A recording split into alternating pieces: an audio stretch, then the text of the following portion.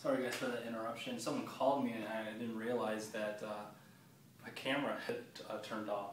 So I got done with the message and realized only the first 13 minutes got recorded. So I'm going to just pick up from there.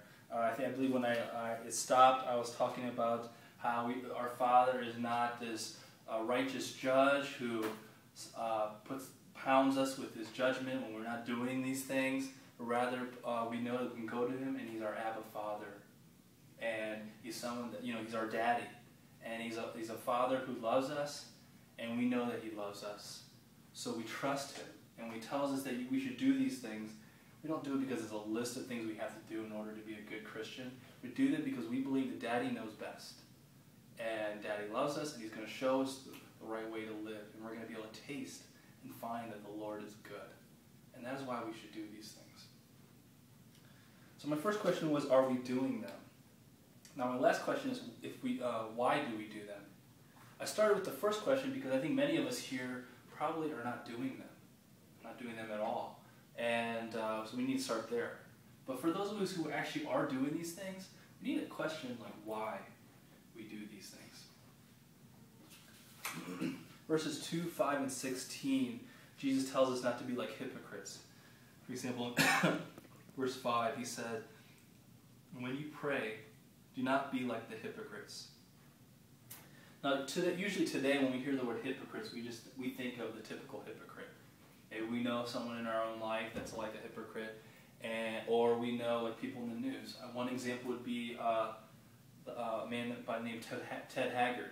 A few years ago, he was a pastor of a megachurch in Colorado, president of the National Evangelical Association. I believe Time Magazine had him listed as one of the top 25 most evangelical influential leaders. And a few years ago, he was at the forefront of fighting against same-sex marriage in his home state of Colorado. And while he was on TV talking about him being against that, a man who was a male prostitute saw Ted Haggard on TV and thought to himself, hey, that's one of my own clients who visits me regularly. And what we found out is actually, though Ted Haggard was campaigning against same-sex marriage, he was having a homosexual affair with this male prostitute. And obviously, you can't even imagine how much damage has been done to many people, especially that church that he was a pastor of. And we look at him and we say, yeah, that man's a hypocrite. So in this text, Jesus uses, for the word hypocrites, the Greek word that's used there is hypocritai. Hypocritai, that's where we get hypocrite, but in the actual Greek definition of that word is simply actor or play actor. And in verse 5, when he says, do not be like hypocrites, he says, because they like to be seen by others, to be seen. Now the word to be seen in Greek is theathenai, which is where we get the word theater. And so what Jesus is saying is these people who are doing all these things were like play actors on a stage and an audience. Jesus looked around him in Israel, and he had no problem seeing people do these three things, or people doing religion. He saw people giving to the needy, he saw people praying on the streets and in the synagogues, and he saw people fasting. But what he didn't see is the right motive. Everybody was doing it in order to impress others. And their audience was the people around them, and that's the only reason why they were doing these things. Jesus could see right through that.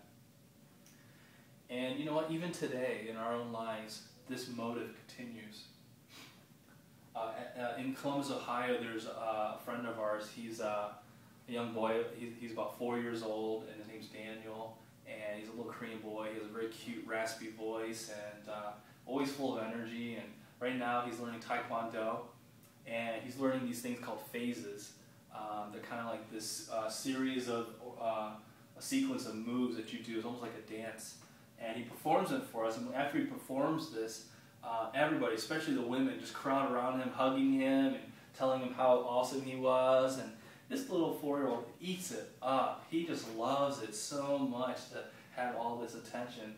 And the reason I tell you this story is even though we're all in our 20s, 30s, or whatnot, we're just like Daniel. We love attention. We love when people pour praise onto us, especially when it's someone we really want to impress, especially when it's the opposite sex.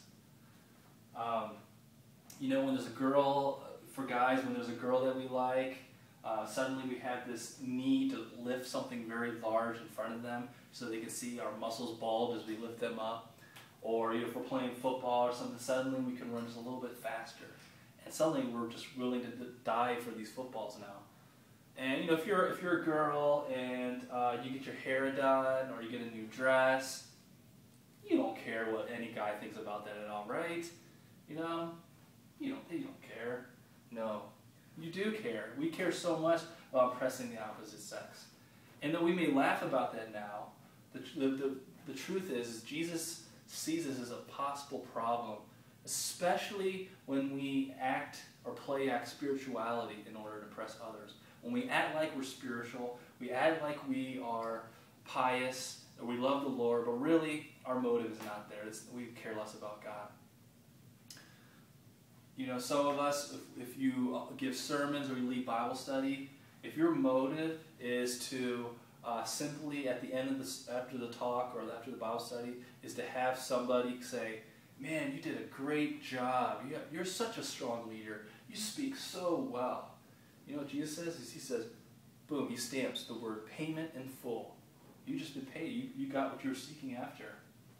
If you play in the worship band or you sing in the worship band and your sole goal for doing it, while you were doing it, is to have people see how awesome you are, you're hoping while you're playing the drums, you're like, man, I hope these women notice how much I rock at these drums. Or, I hope that guy over there knows how beautiful my voice sounds.